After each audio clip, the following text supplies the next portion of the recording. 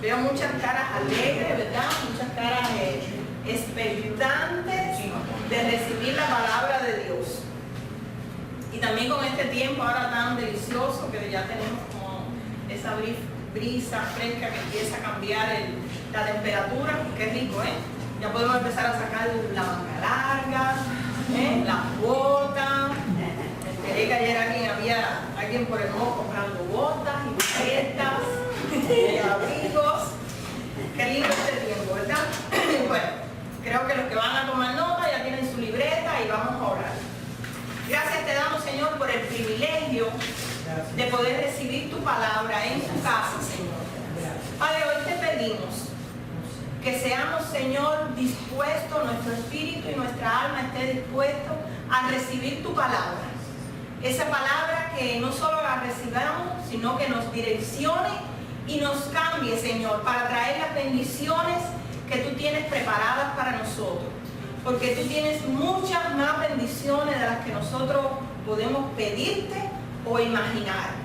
Yo te pido hoy que en este momento toda preocupación, toda angustia, toda ansiedad, toda desesperación, toda falta de fe que hay en nosotros, la echamos a un lado de nuestra mente, la sacamos de nuestra mente, de nuestro espíritu, de nuestra alma. Y Señor, queremos que tu espíritu nos hable. Queremos estar disponibles, Señor, para la obra de tu Espíritu Santo en nosotros. No solo recibirla, sino poder hacerla, ponerla por obra, Señor. Gracias, Señor, porque tu palabra dice que la obediencia igual a recibir la palabra en obediencia y hacerla es igual a bendición. Y la bendición tuya es grande, mi Dios. Te damos gracias. En el nombre de Jesús. Amén. Bueno, el tema de hoy es: solo soy un administrador de todo lo que Dios me ha dado. Y vamos a ver el Salmo 24:1, que dice: de Jehová es la tierra y su plenitud, el mundo y los que en él habitan. Amén. O sea, la palabra de Dios nos habla mucho de esto, pero en este Salmo dice que la tierra, o sea, el globo terráqueo, la plenitud de todo lo que hay en la tierra, todo lo que hay en el mundo entero, todos los sistemas de galaxia, las estrellas, el sol, la luna, incluyéndonos a nosotros, todo es de Dios. Todo es de Dios, pero Él es tan bueno con nosotros, tan misericordioso, que todo lo que es de Él, deja que nosotros lo llamemos mío. Por ejemplo, mi vida, ¿verdad? Que decimos, no, esta es mi vida. Mi familia, esta es mi familia. Mi esposo o mi esposa, estos son mis hijos, mis nietos. No, mi trabajo, mi carro, mi casa, mi negocio, mi retiro, mi dinero. Pero todo es de Él. Tenemos que estar conscientes que en su gran amor Él deja que lo que es de Él le llamamos ¿qué? Mío. Entonces, tenemos que saber y estar conscientes como pueblo de Dios ahora, porque antes no éramos pueblo de Dios, ahora somos ciudadanos del reino de los cielos, embajadores del reino de los cielos, príncipes y princesas del reino de los cielos. Amén. Y todo lo que es de nuestro Padre, ¿es de quién? De nosotros, pero no es nuestro, somos administradores. Por ejemplo, manager, el esposo de Telma, mamá, es manager del edificio donde viven, pero no es de ellos. Ellos están al pendiente de todo lo que pasa, para que todo ande bien, para que todo esté bien, para que todo el mundo pague, para que todo el mundo obedezca las reglas, pero ellos les responden ¿a quién? A un dueño. Entonces, así mismo es con la tierra y nosotros y todo lo que hay, todo es de Dios. Y en esta semana nos contaba la hermana Clarita que ella dio testimonio el martes, pero bueno, lo voy a repetir para los que no estaban. Yo le pedí que quería hacer ese copyright de su testimonio. Ella fue al mercado, a Popis, ¿no? Por unas pechugas de pavo. Entonces ella cogió 2 pechugas de pavo, pero cuando llegó a la caja a pagarla se dio cuenta que una no tenía precio. Entonces llamó a un asistente de ahí de Publix y le empezaron a ayudar, que estaba con la hermana Vanessa, a buscar una pechuga que tuviera precio. Pero ¿qué pasó? Atrás de ella había una persona, una señora, que se empezó a impacientar. Imagínense ustedes en la cola de Publix para pagar y que haya una demora. Y si estás apurado para irte, te empiezas a enojar. Y así parece que empezó a pasar con la señora. Entonces Clara le dijo, bueno, mira, pasa adelante, pero mandándola a pasar adelante, Dios puso en el corazón de Clara pagarle la factura de lo que la señora iba a comprar en Publix. Y rápidamente dice que se adelantó y pasó la tarjeta y le pagó. Bueno, la señora ya se le quitó la braveza, imagínense. Le pagaron la factura. Pero miren lo que pasó. Sin ella saber, ella estaba haciendo algo que Dios puso en su corazón, pero que es un principio de la palabra de Dios. Amén. Y cuando trajeron la pechuga, que al final no apareció el precio de la pechuga porque no había más ninguna y tuvo que comprar la que tenía precio y la que no tenía precio. Le dijeron, mira, ¿sabes qué? No la pagues, te la regalamos. ¿Y qué pasó aquí? Se puso en función un principio del reino de los dioses, del reino de Dios. Todo lo que sembramos, vamos a recoger. Ella sembró sin esperar, porque así debemos de hacer, sembrar sin esperar y recogió. Esa es la ley de la siembra y la cosecha. Mientras más sembramos en todas las áreas, más vamos a recoger. Amén. Mientras menos sembremos, menos vamos a recoger. Amén. Amén. Claro, nos avisa cuando vayas a Publix esta semana. Es muy importante que estemos siempre dispuestos a recibir la palabra de Dios. Que nuestro corazón esté abierto a recibir lo que Dios nos quiere transmitir cada martes, cada domingo, a través de los pastores. Amén. Y dejar a un lado las emociones, o sea, la parte almática, como hemos estudiado, carnal, de ese hombre caído que tenemos, que son emociones, sentimientos, voluntad e intelecto, que es la mente. Y cuando empezamos a oír algo que nos confronta, no molestarnos, como la señora de Publix, sino saber que si lo recibimos y hacemos los cambios correctos, vamos a tener un pago bueno de parte de Dios. Amén. Amén. Y tenemos que estar conscientes que somos administradores. Yo quiero que usted diga, soy un administrador de todo lo que Dios me ha dado. Somos administradores de nuestra vida, de nuestro talento, de nuestros dones, de nuestro tiempo, porque nuestro tiempo es de Dios también. Amén. De nuestra familia, esposo o esposa, de nuestros hijos, de nuestros nietos, de la casa, del carro, del trabajo, del negocio y del dinero. Amén. Amén. Amén. Y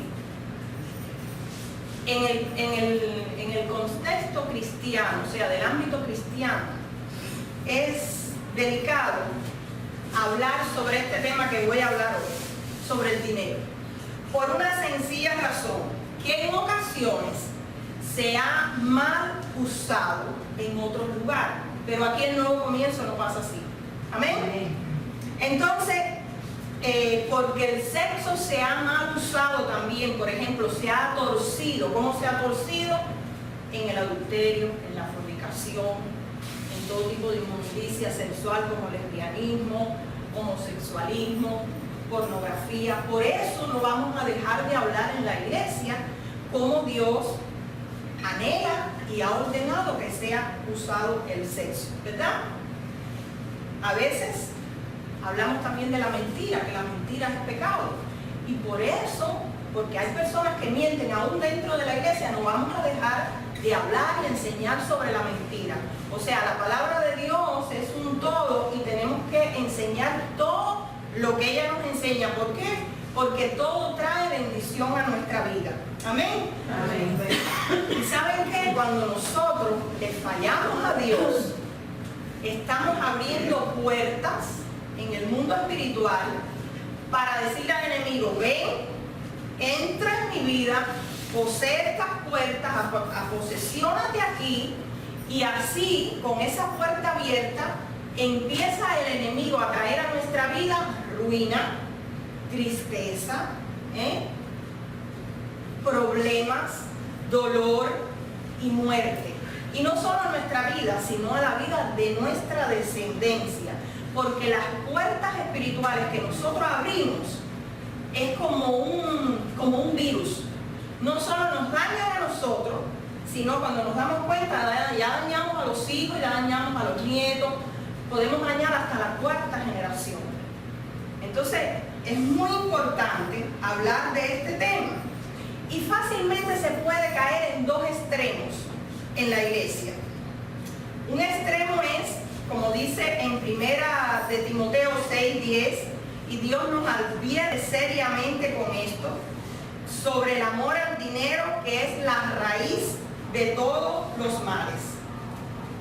Y qué tristeza es, y qué tristeza da comprobar que en algunos lugares, o sea, se está más interesado por lo que los miembros de las iglesias tienen en su billetera o en su bolsillo que lo que tienen en su corazón. Y le damos gracias a Dios porque en Nuevo Comienzo nos preocupamos primero por lo que usted tiene en su corazón. Amén. Por lo que usted tiene en su espíritu. Que usted pueda cumplir el propósito de Dios y pueda ser restaurado en las áreas que tengamos que ser restaurados, porque todos, eso nos va a todos. Pero primero es eso. Pero también la Biblia nos dice en Colosenses 3:5 que el amor al dinero es avaricia, que es idolatría. ¿Por qué? Porque la avaricia es un pecado como cualquier otro. Y significa que nosotros creemos que el dinero que Dios pone en nuestras manos es nuestro. Y cuando creemos que es nuestro, pues eso es avaricia, porque no queremos darlo para su obra, como Él manda.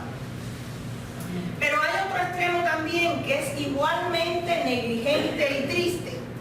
Y no podemos cerrar los ojos ante este tema. ¿En qué? En el uso de los bienes materiales que Dios nos ha dado. Porque por no hablar de esto, del dinero, en muchas iglesias, por no hablar correctamente de esto, hay tantas personas cristianas, pueblo de Dios, que viven en deuda, en escasez, en miseria y no prosperan. ¿Por qué? Por desconocer principios básicos claves que Dios enseña en su palabra. Amén. Amén. Entonces nos preguntamos, bueno, ¿cómo puedo tener una visión bíblica correcta acerca del dinero y su uso? ¿Qué principios podemos seguir para obedecer la palabra de Dios y agradarlo a Él con el dinero que pone en nuestra mano? ¿Están listos para escucharlo? Voy a dar 3 puntos. El primero, el diezmo en la Biblia. Vamos a partir de eso, porque Dios enseña el diezmo desde el principio. Dice que por primera vez Abraham dio los diezmos con acción de gracia, los dio por gratitud. Vamos a ver en Génesis 14, del 17 al 20, dice que cuando volvía, este es Abraham, de la derrota de Quedorlaomer y de los reyes que con él estaban, salió el rey de Sodoma a recibirlo al valle de Sabe, que es el valle del rey. Entonces Melquisedec, rey de Salem, Melquisedec era un sacerdote tipo de Jesús. Esto es en el Antiguo Testamento al principio. Dice, rey de Salem y sacerdote del Dios Altísimo, sacó pan y vino y le bendijo diciendo, bendito sea Abraham, del Dios Altísimo, creador de los cielos y la tierra, y bendito sea el Dios Altísimo, que entregó tus enemigos en tu mano. Y dio Abraham los diezmos, ¿de qué? De todo. De todo. Lo que él había obtenido en ese botín de esa guerra con esos reyes. Ahí había mucho oro, mucha plata, muchas joyas, muchas cosas de bronce. Y todo el diezmo se lo dio a Melquisedec, rey de Salem. Salem es Jerusalén, y él era un tipo de Jesús. Entonces, después vemos en Génesis 28, del 20 al 22, que Jacob, el nieto de Abraham, porque Isaac fue el hijo de Abraham, pero después él también dio los diezmos, después vino su nieto. Dice, hizo voto diciendo, si fuere Dios conmigo y me guardara en este viaje que voy, y me diera pan para comer y vestido para vestir. Mira, no le estaba pidiendo muchas cosas, solo guárdame en el viaje, hazme pan para comer, o sea, la comida que tengo que comer en ese viaje, la ropa que tengo que llevar puesta, y si volviera en paz a la casa de mi padre, Jehová será mi Dios. Y la piedra que he puesto por señal será casa de Dios, o sea, te voy a hacer una casa también. Amén. Y todo lo que me dieres, el diezmo apartaré para ti. Ya era la tercera generación. ¿Quién enseñó a ellos el diezmo?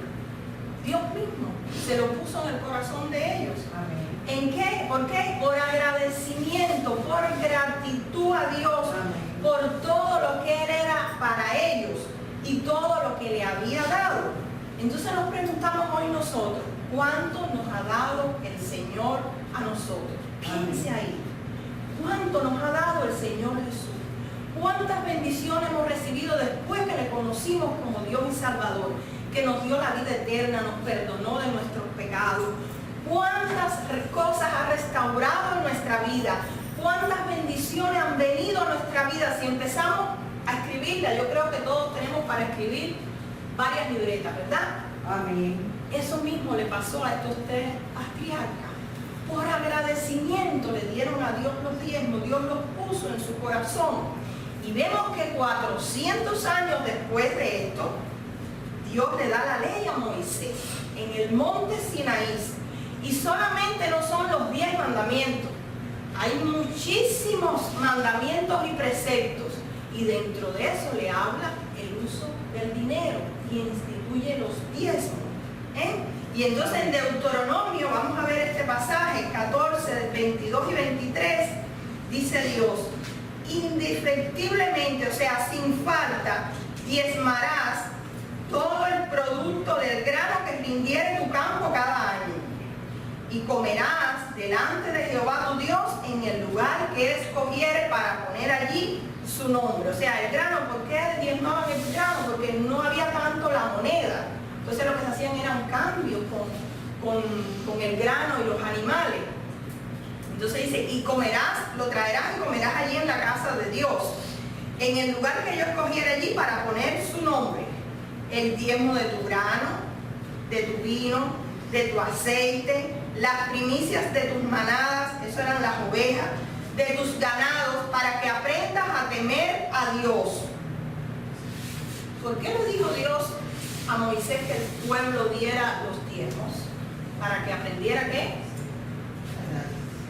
A temer a Dios. Temor a Dios no es miedo, es respeto. Amén. O sea, le estaba diciendo, diezme todo lo que tengan, todo lo que venga a su mano, para que me respeten.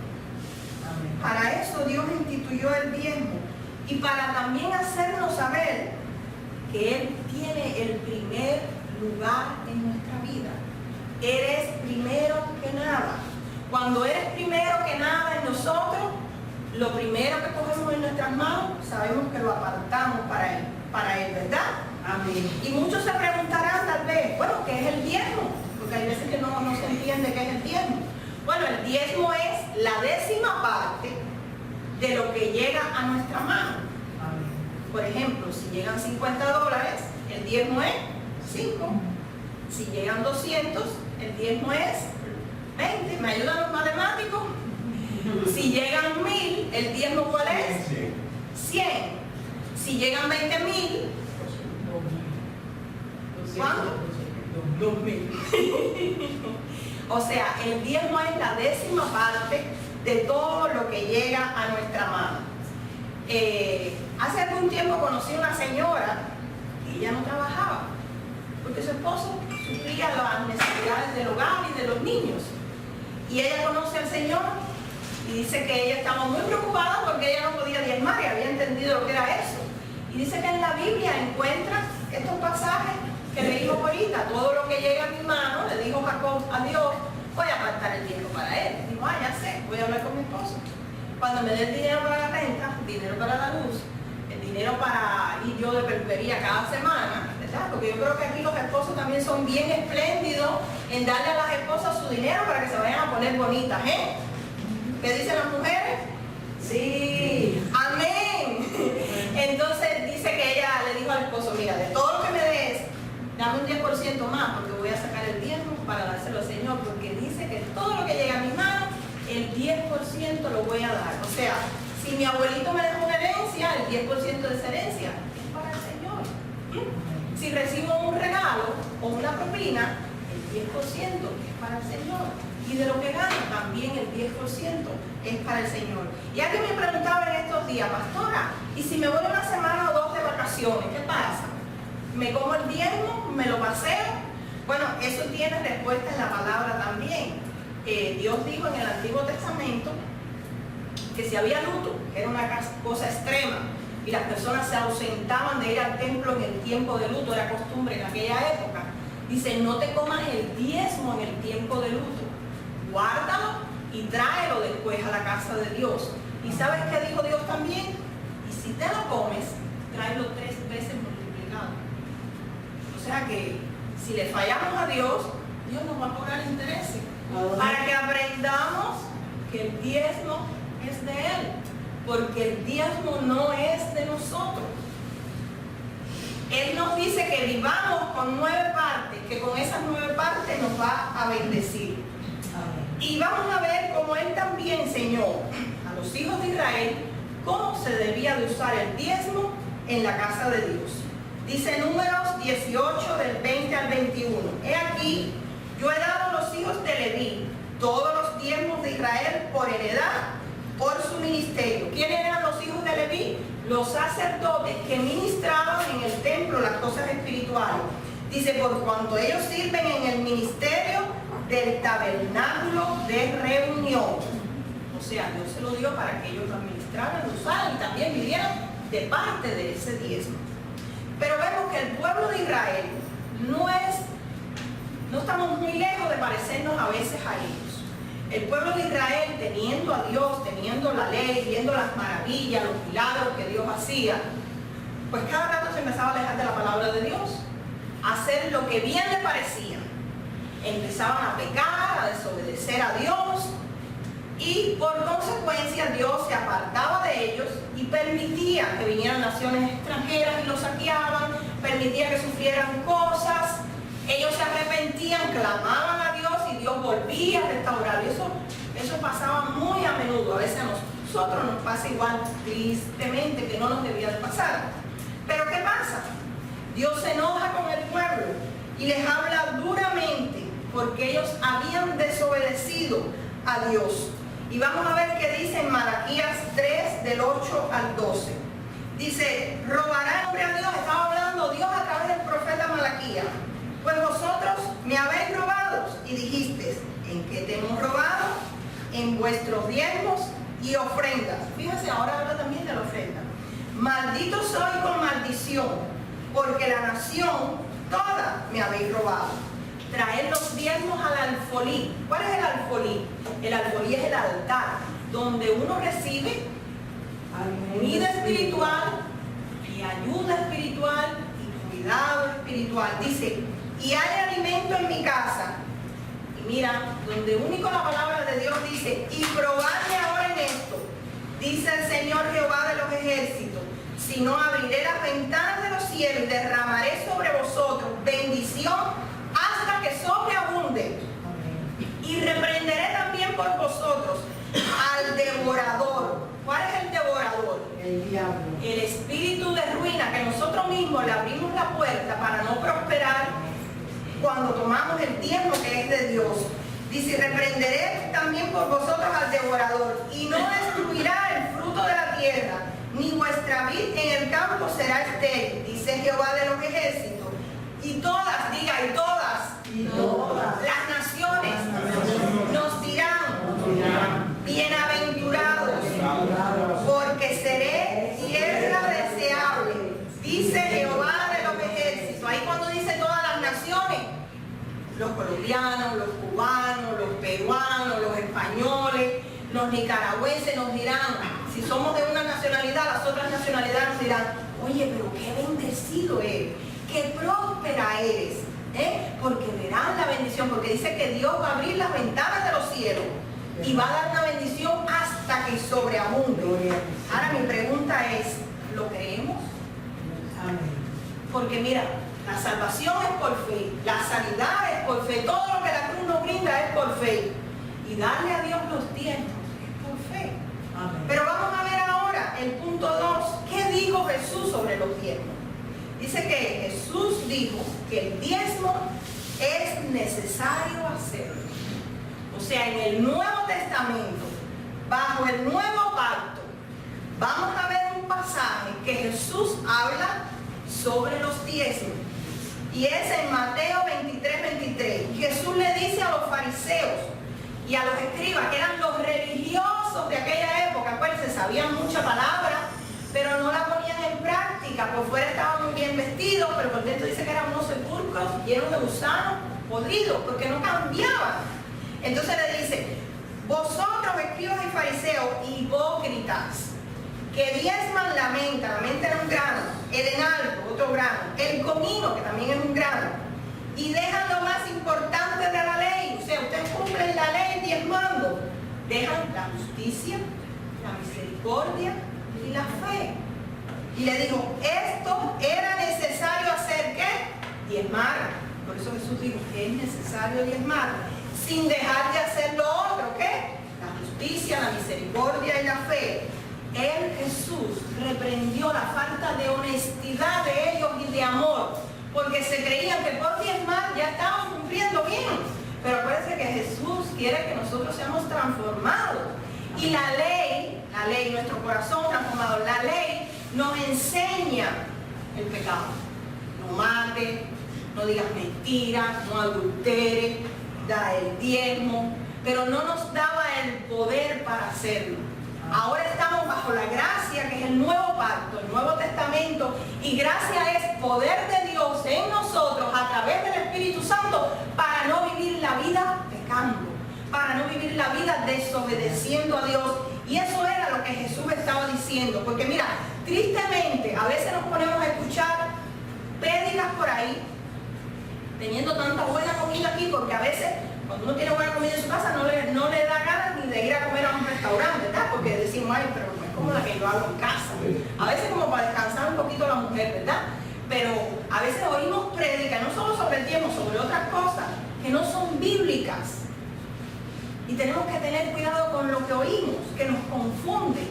Tenemos muy buena comida aquí en la página de la iglesia. Aquí en su iglesia los pastores se esfuerzan y pasan tiempo estudiando, orando para que Dios le dé la comida que necesita su pueblo. Escúchenlo de aquí. Y a veces porque nos han preguntado, pastora, oí por ahí que el diezmo no era del Nuevo Testamento. Jesús dijo que el diezmo es necesario hacer. Y saben que hay veces que tristemente ponemos objeción con el diezmo, porque yo estuve ahí hace muchos años en esa página y gracias al Señor que me sacó de ese rol. Amén. No es porque queremos dar más a Dios. Cuando no queremos diezmar es porque queremos dar menos. Seamos honestos. Amén. Amén. Seamos honestos. Entonces, el apóstol Pablo también nos enseña algo. ¿Cómo debe usarse el diezmo bajo el nuevo pacto, en el Nuevo Testamento, en el Evangelio de Jesucristo? Dice 1 Corintios 9, 13 y 14.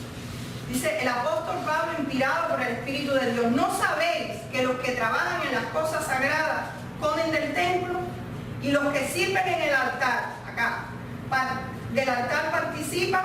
Así también ordenó el Señor que los que anuncian el Evangelio vivan ¿de qué? Que se vayan a trabajar al campo, que vayan para Pueblo a trabajar, que vivan ¿de qué? No oigo. El Evangelio. O sea, qué triste es, porque yo también fui oveja una vez. Me acuerdo que vi esto delante de mí y me dio mucha tristeza. Hay personas Eso no pasa aquí en Nuevo Comienzo, pero lo vi en otros lugares. Que se gozan viendo que los pastores tengan bastantes necesidades, que estén en el carro más malo, que tengan la peor ropa, que tengan la mayor crisis económica posible, porque eso es símbolo de humildad. ¿Saben qué? Eso no es símbolo de humildad. Hay personas que no tienen nada y son súper orgullosos.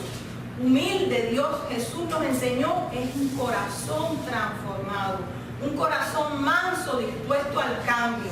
Esa es la persona humilde. Por eso Él nos dijo, aprendan de mí, que soy manso y humilde de corazón. Y conozco a personas que tienen mucho dinero y son bien humildes. Inclusive personas que allá en Cuba, donde nosotros nos reuníamos, el Señor movió a un gran hombre de negocio de aquí, de este país, y mandó el dinero para comprar y fabricar la iglesia. O sea, eso es humildad, saber que soy un administrador de lo que tengo. Pero no quiere decir que porque yo tenga poco no voy a dar. Vamos a ver otros ejemplos aquí también. Y en Hebreos 7:8 dice el Señor, aquí reciben diezmos hombres mortales en el Nuevo Testamento, bajo el nuevo pacto. Y hay muchos otros pasajes que hablan del diezmo en el Nuevo Testamento también. Pero tenemos que llegar a la conclusión, iglesia, que el diezmo es una actitud de nuestro corazón. Un corazón transformado, un corazón rendido a Dios, que dice, nada es mío, yo soy un administrador y te voy a obedecer, no me voy a quedar con esta parte que es tuya, que es la 10ª parte, porque sé que con las 9 partes tú me vas a bendecir en sobreabundancia. ¿Cómo? Yo no sé.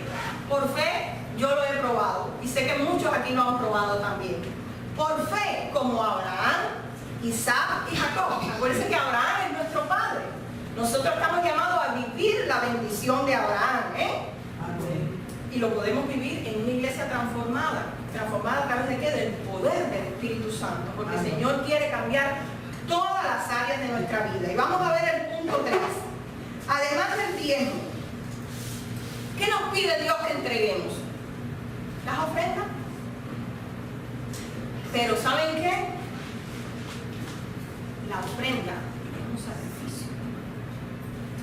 Y le doy gracias a Dios porque hemos aprendido mucho, mi esposo y yo como pastores y ustedes como iglesia, porque todas estas clases que estamos dando vienen de allá de los pastores de las iglesias que nosotros pertenecemos ahora. Estamos trabajando en conjunto con ellos de Valencia, y ellos están pastoreando o mentoreando otras iglesias más en Suecia, en Colombia, en Finlandia. Y le damos gracias por tanto que hemos aprendido, por tantos cambios que han habido después de la visita que ellos tuvieron aquí. Y nosotros también estamos aprendiendo cosas.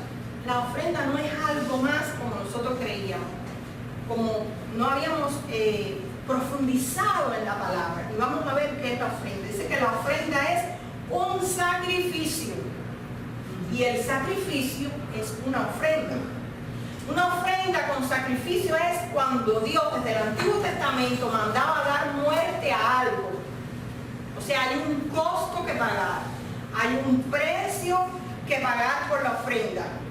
Cuando ofrendamos, escuchen bien, debemos de tener en cuenta que no debemos de coger del diezmo para ofrendar.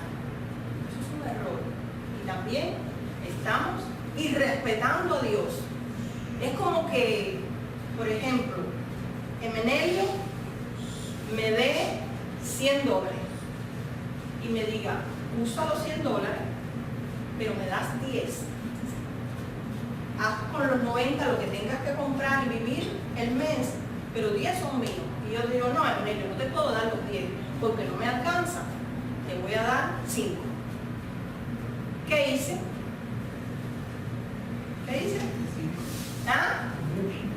¿Pero qué hice entonces? Si tú me dijiste que te diera 10. Desobedeciste. Te respeté. Además te robé lo que era tuyo. Tú me lo diste, pero me dijiste, dame 10. No te respeté. Y así hacemos con Dios. Y después que, ¿saben qué? Muchas veces, y analice esto, creemos que Dios es como el camarero. Señor, tengo esta situación, por favor, ahora te ordeno, dámelo, que se resuelva esto. Dios no es el camarero de nadie, y mucho menos mío. Eres el Dios El reino de Dios es un reino de bendición, de prosperidad, un reino de luz, un reino de cambio, un reino de bendiciones. ¿Saben qué? Tenemos que movernos en obediencia y en fe. Amén. Amén. Entonces, cuando ofrendamos a Dios, la ofrenda debe ser algo que nos cueste, que nos duela. Por ejemplo, mi tiempo. No solo dinero, mi tiempo. Que me duela. Este tiempo que quiero ver la película, o que quiero ir de paseo, o que quiero sentarme a disfrutar un rato. Voy a ir a servir a Dios, voy a hablarle a alguien, voy a hacer algo por el reino de Dios. Mis dones, los dones no son nuestros. Voy a hacer más por ti, algo que me cueste verdaderamente. Pastores, ¿qué más puedo hacer en la iglesia con mis dones? Dime, ¿en qué más puedo servir? Algo que me cueste, quizás quedarme hasta un poco más tarde haciendo algo. Servir con mis dones, mi adoración, lo que hicimos hoy. El Espíritu Santo nos sorprendió. Tuvimos un tiempo de adoración al final sin cantar, solo con música.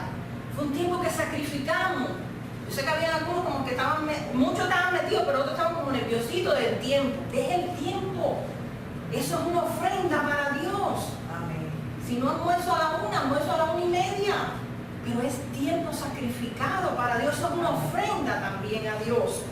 Amén. Mis fuerzas. Algo que digo, ya estoy tan cansado. ¿Qué va hoy? Yo no voy a la iglesia, a la reunión. Tan cansado en el trabajo hoy. Como dicen los colombianos, me dejaron como chupete de guardería. Ya no tengo fuerza para nada. Señor, yo voy a hacer un sacrificio. Voy a ir a la reunión.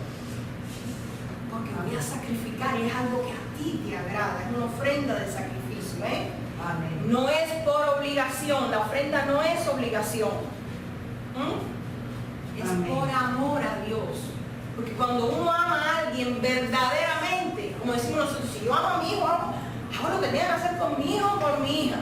Bueno, tenemos que amar más a Dios. Porque a veces quitamos a Dios y ponemos a los hijos o a los nietos. Porque yo también soy abuela. Y a veces yo me dice, oye, no, primero soy yo. Ay, Señor, perdóname. Nos dejamos llevar por el almatismo, las emociones.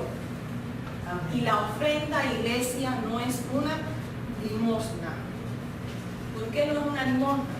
Porque tristemente como latinos, y eso se está acabando ya en Nuevo Comienzo, amén, porque heredamos muchas cosas, no solo esto de darle las ofrendas a Dios, que por ejemplo el tiempo. Teníamos, porque ya eso se ha vencido, la costumbre de llegar tarde siempre a la iglesia. Y eso es un irrespeto a Dios. Estoy diciendo, no me importa tanto estar ahí en el tiempo que tengo que estar. Y estamos irrespetando a Dios y respetando a las cosas, a las personas que hicieron el esfuerzo, hicieron esa ofrenda, ese esfuerzo por llegar temprano. Pero ya eso se está acabando en el Nuevo Comienzo, ¿verdad? Amén. Amén.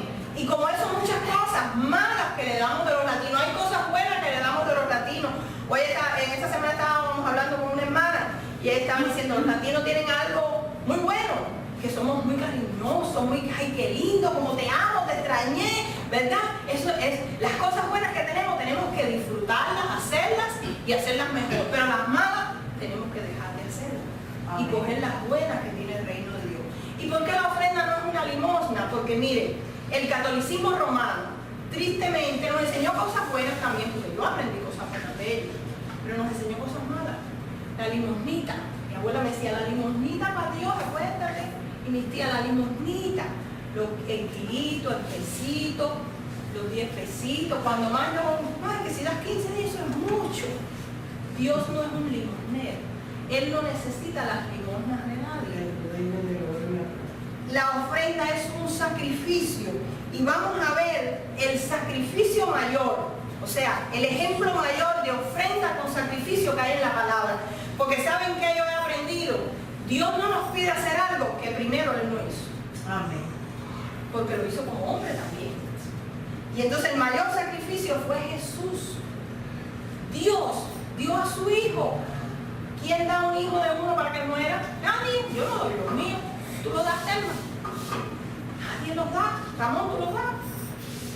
El mayor sacrificio lo hizo Dios, regalando, dando a su Hijo para que muriera en esa muerte horrible en la cruz, lo despedazara el látigo romano, lo traspasaran los clavos, la corona de espinas, se desangrara ahogándose pendiente de una cruz. Lea sobre la crucifixión para que usted vea que es la muerte más horrible y más cruel que se le puede hacer a una persona en esta tierra. Y eso lo hacían los romanos, sumado el látigo romano. Y dice Efesios 5:2, dice, y andar en amor, como también Cristo nos amó. ¿De qué manera nos amó? Enormemente, no lo podemos explicar. Y se entregó a sí mismo por nosotros, ofrenda y sacrificio a Dios, olor fragante. Cuando Jesús estaba muriendo en la cruz, que hizo así que expiró, entregó su espíritu. Antes de entregar su espíritu dijo consumado. Y dice que eso fue un olor fragante. Imagínense ustedes que Dios vio aquella ofrenda con sacrificio de la muerte de Jesús. Esto me agrada. Eso es una ofrenda con sacrificio. Pero miren, iglesia, estén muy atentos a esto que viene ahora. En el momento que el Señor Jesús murió, dice que el velo del templo se rasgó de arriba a abajo, queriendo decir que ya tenemos acceso directo a la presencia de Dios. Ya no necesitamos el intermediario del sumo sacerdote para que perdonara los pecados y hiciera sacrificio. Tenemos ese acceso directo. Pero también dice que en ese momento hubo un terremoto.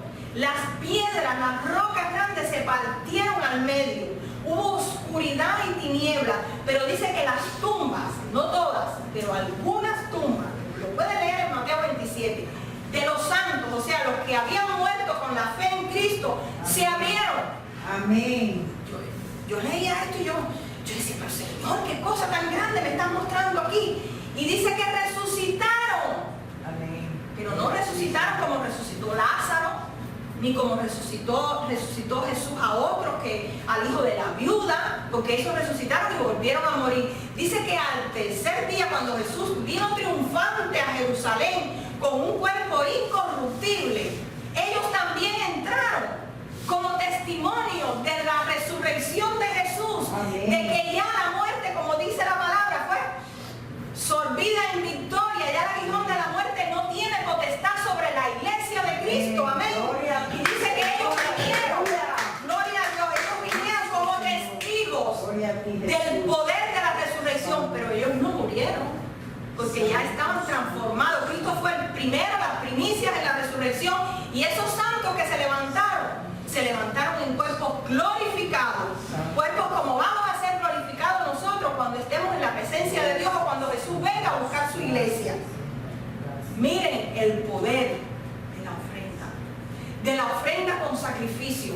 Y yo quiero que, iglesia, hoy tú tengas esto en tu corazón, que hay muerto en tu vida, que hay muerto en tu matrimonio, que hay muerto en tu familia, que hay muerto en tus hijos, que hay muerto en tus finanzas, que hay muerto en tu salud. El poder de la resurrección de Jesús está en ti, con el poder de la ofrenda. Mira qué poder tiene la ofrenda. Hoy es de dinero, o de talento, o de dones, pero tiene un poder de resucitar. Preguntémonos, ¿qué hay muerto en mi vida que necesita una ofrenda con sacrificio? Algo que yo no puedo comprar con el dinero, algo que no puedo comprar con mi tiempo, ni con mi casa, ni con mi carro. Un sacrificio que resucite eso que estoy llorando por tanto tiempo y todavía no ha resucitado. Ese es el poder de la ofrenda. ¿Y saben qué? El cielo, Dios, nunca desatiende una ofrenda con sacrificio. Porque a veces traemos una ofrenda con miseria a la iglesia. Y la iglesia la recibe. Pero eso no quiere decir que Dios la reciba. ¿No? Piensen en eso. Vamos a ver algunos ejemplos de ofrenda con sacrificio. Y tenemos a la viuda. Dice que Jesús, imagínense esto, Jesús estaba en el templo y estaba el arca, la caja de las ofrendas. Y en el tiempo de Jesús parece que diezmaban y ofrendaban también. Y dice que vio que muchos echaban, pero vio una viuda. Por eso la palabra dice que nos ocupemos de las viudas y de los huérfanos, que echó 2 blancas, 2 monedas, 2 kilos. Y Jesús llamó a los discípulos y dijo, miren lo que dio esa viuda. más que todos los que habían aquí. Porque ella dio lo único que tenía. Fue una ofrenda con sacrificio. Se quedó sin nada, ni para comprar el pan en pobre y después. Sin nada. Y Jesús dijo a los discípulos: ven vosotros. Dieron, pero dieron de lo que les sobraba. O sea, tienen más en la casa, o tienen más abajo del colchón, o tienen más en el banco. Esta viuda, Dios la vio con agrado. Y esa es la ofrenda. Y la ofrenda trae una bendición, iglesia. La mujer que derramó el perfume a los pies de Jesús. Dice que aquella mujer fue perdonada. Y en agradecimiento, era una prostituta. Compró un perfume de nardo carísimo. Quizás un Chanel o otro perfume caro de hoy. Y dice que vino y lo rompió. Y en vez de lavarle los pies a Jesús con agua, se lo lavó con ese perfume. Y le secaba los pies con su cabello. Y Judas, como era un ladrón, se puso a protestar por eso. Ella dio una ofrenda que le costó el salario de todo un año. Vemos a Ana en el Antiguo Testamento, era estéril. Ana no tenía hijos. Y Ana iba y le pedía a Dios: si me das un hijo, te lo voy a ofrendar a ti. Cuando Dios se lo dio, cuando se lo destetó, ya no le daba el pecho. Y como sería 3 o 4 años, ¿no? Y enseña. Tú que has sido pionera en eso. Se lo trajo al templo y se lo dio al sacerdote Elí para que lo criara, su único hijo. ¿Y sabes qué hizo Dios? Esta ofrenda me agrada. Te desprendiste de lo único que me pediste, que no tenía que te diera. Dice que le dio muchos hijos, muchas hijas. David pecó, desobedeció a Dios, censó al pueblo, que Dios le dijo: no lo hagas. Y vino un castigo, empezó a morir el pueblo. Y cuando David vio que el pueblo estaba muriendo, le dijo a Dios: para, ten misericordia de él, yo fui el que pequé. Y Dios le dice: bueno, hazme una ofrenda, un sacrificio. Quiero en esta tierra que compres la tierra y compres el buey. Y le dijo: vete a Araúna, se llamaba el dueño de aquella tierra, de la tierra que hoy es Jerusalén. David compró ese lugar. Mira qué bendición, donde después se hizo el templo. Amén. Que lo hizo su hijo Salomón. Y Araúna le dijo: ¿qué quiere? Me hace falta esta tierra. Dios me dijo que la comprara para hacer un sacrificio. Y dijo: no, Dios te la pidió, yo te la regalo. Y te regalo el buey y la leña. Y David le dijo: no. Dice Dios que no le puedo hacer ofrenda de sacrificio que no me cueste. ¿Cuánto vale? Ahí empezaron que no, que sí. $3 millones pagó David por eso. Pero ¿saben cuál fue la bendición que vino? Dios le dijo: como vi la ofrenda de sacrificio que me hiciste y me agradó, de tu descendencia, de tu linaje, saldrá el Salvador, el Mesías. Amén. Amén. Esa es la bendición. Eso David no lo podía comprar con 3 millones, pero Dios le dio esa bendición. Amén. Siguió el reinado en su descendencia hasta que llegó Jesús. Amén. El apóstol Pablo celebra, miren, a los cristianos de Macedonia y de Filipo, porque dice que ofrendaban más de lo que podían. Amén. Y que Dios los bendecía. Amén. La ofrenda es igual al sacrificio, iglesia. Y ahí es que viene la multiplicación en nuestra vida, porque el tiempo es de Dios, eso es algo que no tiene negocio. Pero la ofrenda cambia las cosas, cambia la situación en la familia, cambia la situación en el matrimonio, cambia oraciones que no habían sido contestadas. Por eso es tan importante el precio de la ofrenda con sacrificio. Amén. Por ejemplo, yo pago $100 y digo: ay, me voy a comprar el celular porque ya el mío está un poquito mal. Me voy a comprar unos zapatos. O no, me voy a comprar algo a mis nietos. Y digo: no, Señor, voy a sacrificar estos $100. Pero voy a traer a ti. Eso es una ofrenda de sacrificio. Algo que yo quiero hacer con ese dinero, o con mi tiempo, o con mis dones, o con mi casa, o con mi carro, y se lo voy a dar al Señor. Amén. Y no podemos aprender a rendir completamente a Dios, ya voy terminando, todo lo que somos y tenemos. Hay un ejemplo más, que si usted lo capta hoy, cuando usted salga por esa puerta, no va a ser igual más nunca. Y ese ejemplo es Abraham. Abraham demostró a Dios que Dios era más importante que él, hasta su propio hijo. ¿Saben que Abraham no tenía hijos? Era ya de 90 y tantos años, y Sara era un viejo, y si ya Sara no tenía menstruación, o sea, ¿cómo iba a haber ahí una fertilidad? Imposible. Pero para Dios hay algo imposible. Y Dios le da ese hijo de la promesa. Y después que ya era un muchachón joven, le dice: oye, Abraham, ahora sacrifícalo para mí, póngalo en ofrenda para mí. Imagínense cómo Abraham habrá pasado esa noche, y al otro día por la mañana le dijo: muchacho, vamos a hacer un sacrificio.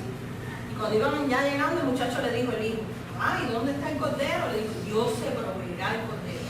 Amén. Dice que cogió, preparó la leña, amarró a Isaac y cogió el cuchillo para degollarlo, como se hacía con los animales, y que la sangre, ese era el sacrificio, después se quemaba. Fíjense, él lo iba a hacer porque él dijo que él sabía que Dios, aún si lo hacía, se lo iba a levantar de los muertos. Mira la fe. Por eso ese hombre está en el cielo por la fe. Amén. Y cuando Dios vio que Abraham iba a meterle el cuchillo al muchacho, me imagino que ya le faltaba un pelito, dijo: para. Dios sabía el corazón de Abraham, pero ¿saben qué? Estas pruebas para nosotros, para ver hasta dónde verdaderamente amamos a Dios. Le dijo: para, he visto tu fe.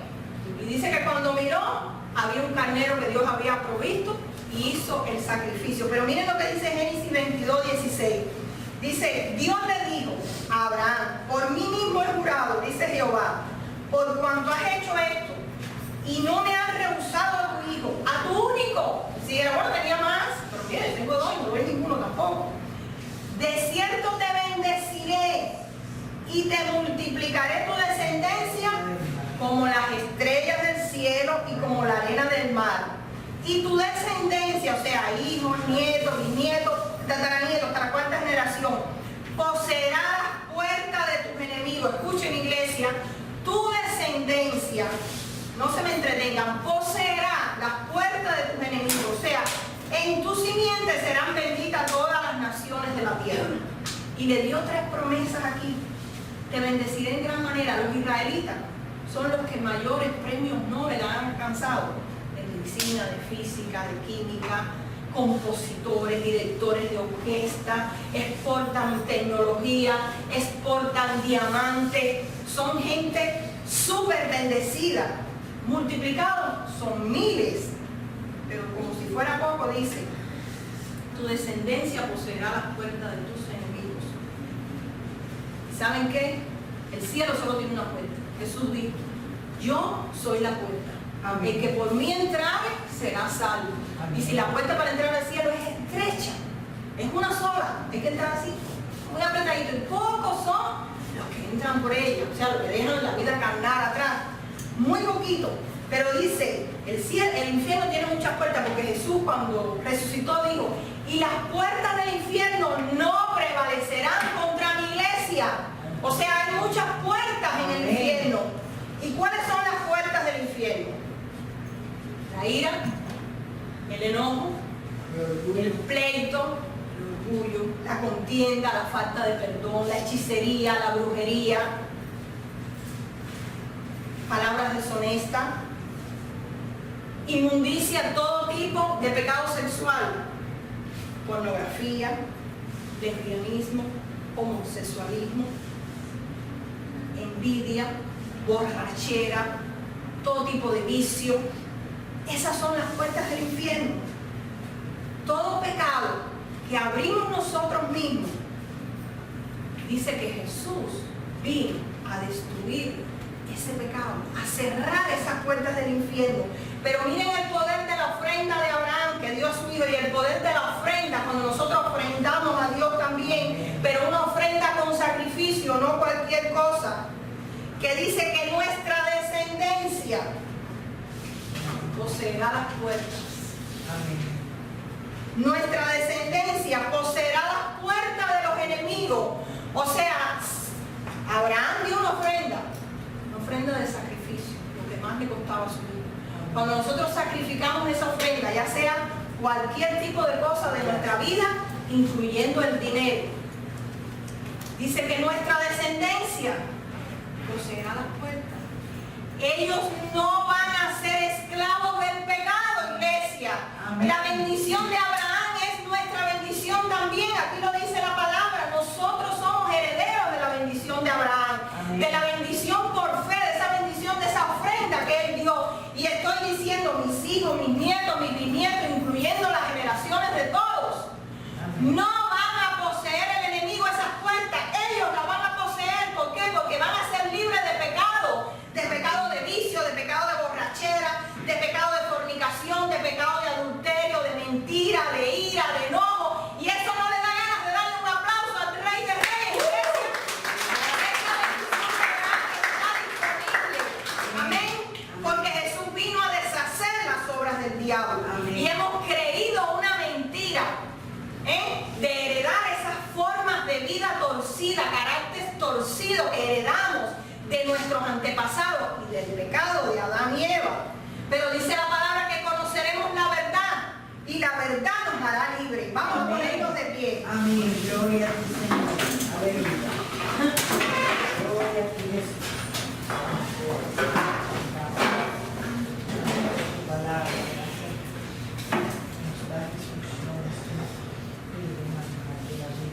Vamos a cerrar nuestros ojos.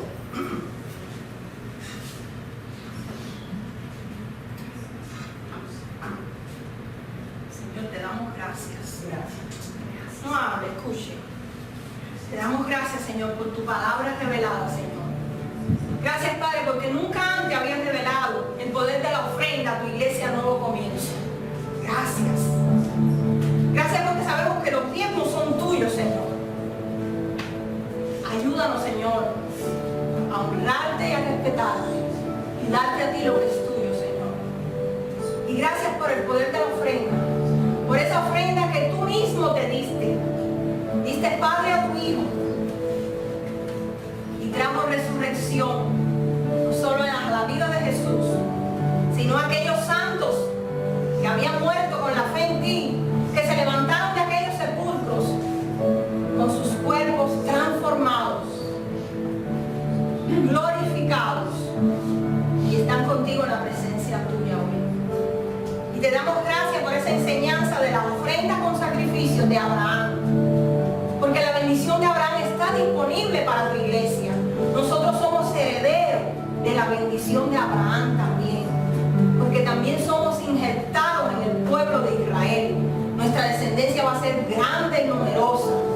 Veremos a nuestros hijos, a nuestros nietos, a nuestros bisnietos, pero también a nuestros esposos, a nuestras esposas, sirviéndote, libres de las puertas del infierno.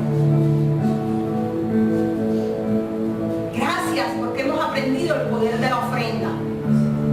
Ayúdanos a darte esa ofrenda con sacrificio, algo que verdaderamente nos cueste,